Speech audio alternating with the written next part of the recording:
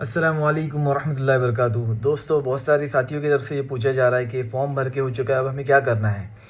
Form भरने के बाद सबसे पहला जो प्रोसेस होता है ये डॉक्यूमेंट वेरिफ़िकेशन का होता है। ये हज कमेटी के ज़रिए से डॉक्यूमेंट हमारे स्टेट हज कमेटी को भेजे जाते हैं। स्टेट हज कमेटी हमारे ये डॉक्यूमेंट को वेरीफ़ाई करती है और हमें कवर नंबर जनरेट करती है। अब हमें सबसे पहले देखना है कि हमारा कवर नंबर जनरेट हुआ है या नहीं हुआ है। सबसे पहले आप स्क्रीन पर देखिए, लॉगिन करेंगे हम जाकर स्क्रीन पर हज कमेटी की वेबसाइट पर जाकर। एक तो मैसेज आता है हज कमेटी की तरफ से, या आपके पास दूसरा ऑप्शन ये है कि हमने जो लॉगिन पेज देख रहे हैं यहाँ पर जाके लॉगिन करना है, आपको अपना नंबर डालना है और जो स्क्रीन ओपन हो रही है आपके सामने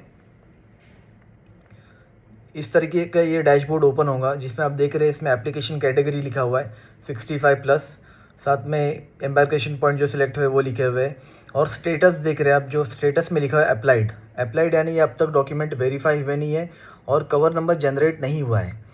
ये फॉर्म भरने के तकरीबन 4 दिन या 1 हफ़्ते या 10 दिन के बाद कवर नंबर जनरेट हो रहे हैं और ये लास्ट डेट आप सब जहन में रखिए कि 31 जुलाई ये लास्ट डेट है।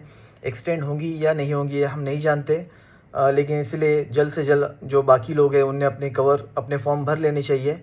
और दूसरा एक पेज शेयर कर रहे हैं आपके साथ में स्क्रीन पर।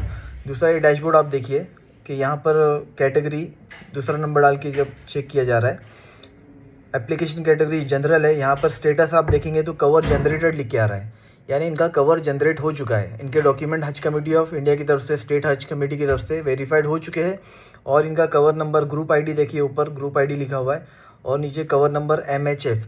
ये महाराष्ट्र के लोग हैं इसलिए इनका कवर नंबर MH से स्टार्ट हुआ है। गुजरात वाले GJ से स्टार्ट होगा, यूपी वाले होंगे तो UP से स्टार्ट होगा।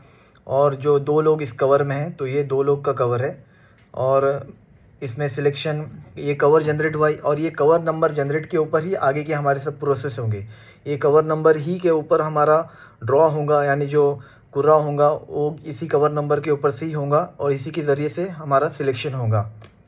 तो ये कवर नंबर हमें नोट और ध्यान में रखना है।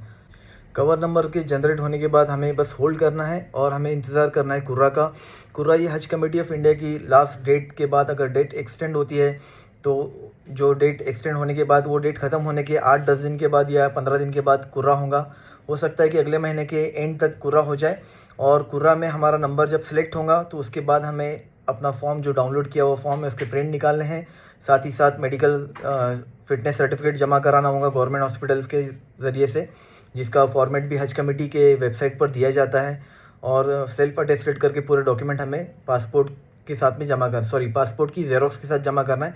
पासपोर्ट जब हज कमेटी की तरफ से सर्कुलर आएगा पासपोर्ट जमा करने का, उस वक्त हमें जाकर पासपोर्ट जमा कराना होता है। ये सारी प्रोसेस होती है हज कमेटी की।